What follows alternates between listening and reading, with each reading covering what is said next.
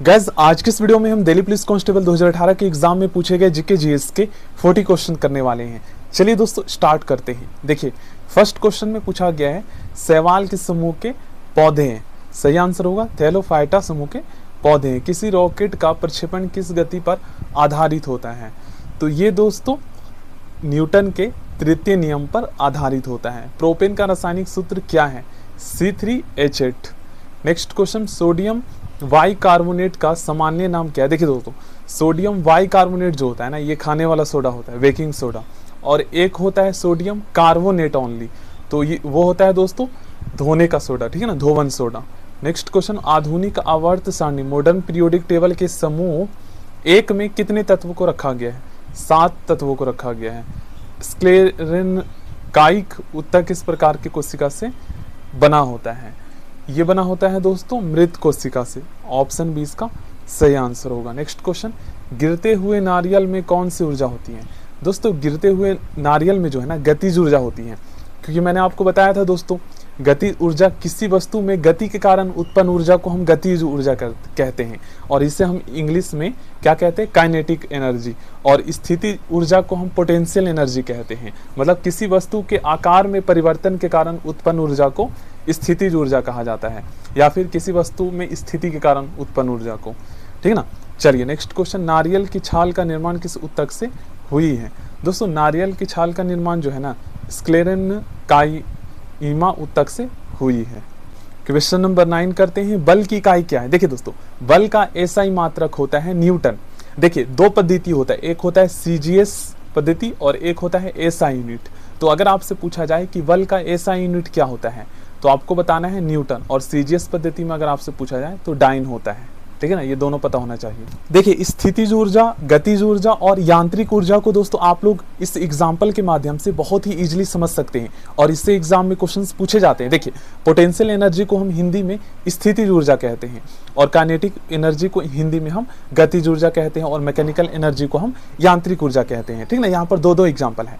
तो देखिए किसी वस्तु के स्थिति में या उसके आकार में चेंजेस के कारण जो ऊर्जा प्राप्त होती है ना उसे हम स्थितिज ऊर्जा कहते हैं। अब देखिए ये हथौड़ा दोस्तों जमीन में अगर रखा हुआ है तो उसमें कोई भी ऊर्जा नहीं है, लेकिन अगर हम उसकी स्थिति में परिवर्तन कर दे, उसका आकार में परिवर्तन कर दे, देखिए इसको उठा लिया गया है तो इसमें वो कार्य करने की क्षमता आ गया है। अगर कार्य किया जाएगा तो वो एनर्जी मतलब कि जो है वो प्रोड्यूस होगी, ठीक ना। अब काइनेटिक एनर्जी किसी वस्तु की स्थिति में, या फिर कह सकते हैं जब कोई वस्तु गति में होता है तो उसकी ऊर्जा को ही हम गतिज ऊर्जा कहते हैं, ठीक ना। फिर से मैं बोलता हूं किसी वस्तु के आकार में परिवर्तन के कारण उत्पन्न ऊर्जा को क्या कहा जाता है स्थितिज ऊर्जा कहा जाता है, और किसी वस्तु के स्थिति में उत्पन्न ऊर्जा को हम गतिज ऊर्जा कहते हैं। अब इसकी स्थिति को चेंज कर दिया गया है, मतलब कि इसको प्रहार किया जा रहा है, इस पर स्थिति चेंज हुआ है तो ये गतिज ऊर्जा हो गया, गति में आ गया है, या फिर गतिज के कारण उत्पन्न ऊर्जा, और मैकेनिकल एनर्जी में 90% वर्क हो जाता है।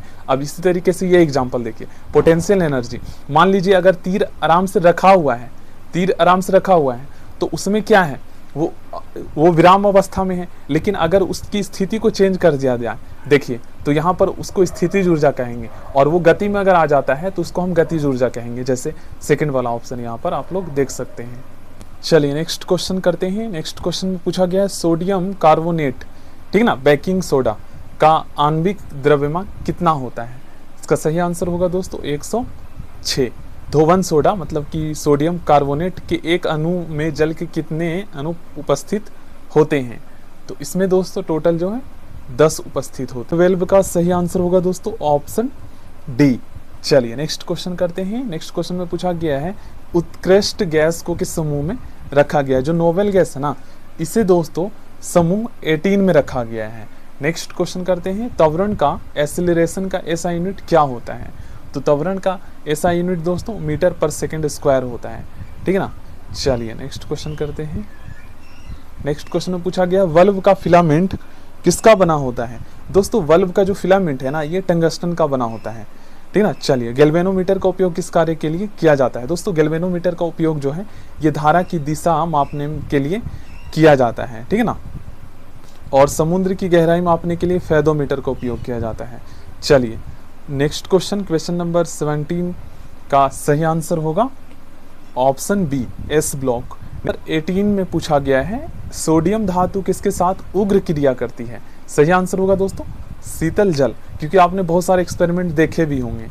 चलिए नेक्स्ट क्वेश्चन, सूर्य के वायुमंडल में सबसे प्रचुर मात्रा में पाए जाने वाला तत्व कौन है? यहाँ पर वायुमंडल, सूर्य के वायुमंडल पूछा गया है, ठीक ना। यहाँ पृथ्वी का वायुमंडल नहीं पूछा गया है, ध्यान दीजिएगा। तो सूर्य के वायुमंडल में सबसे ज्यादा हाइड्रोजन, उसके बाद हीलियम पाया जाता है। दाब का एसआई मात्रक क्या होता है?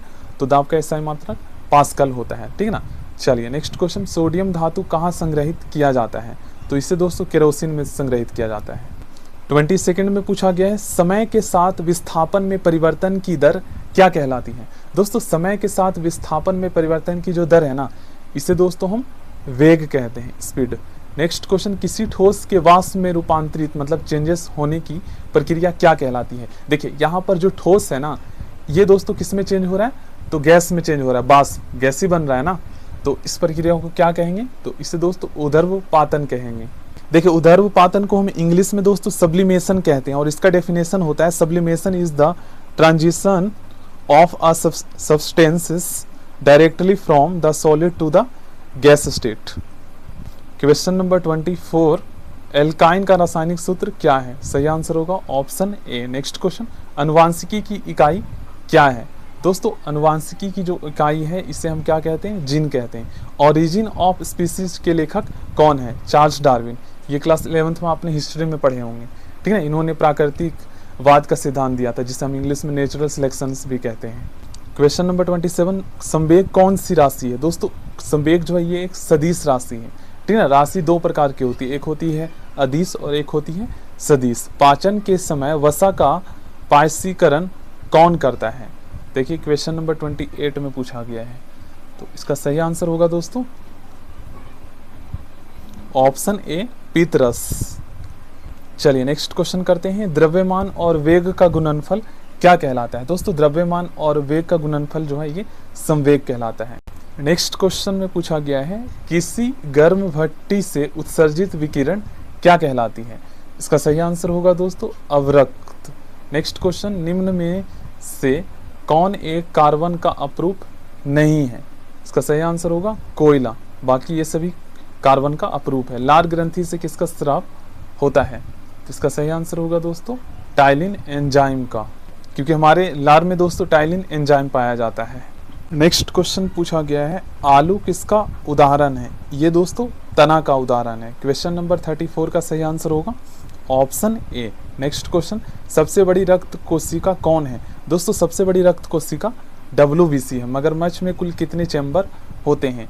दोस्तों मगरमच्छ में कुल जो है 4 चैम्बर होते हैं, ठीक है। नेक्स्ट क्वेश्चन, स्थिति एवं समय के बीच संबंध स्थापित करता है कौन सा नियम? तो इसका सही आंसर होगा द्वितीय नियम।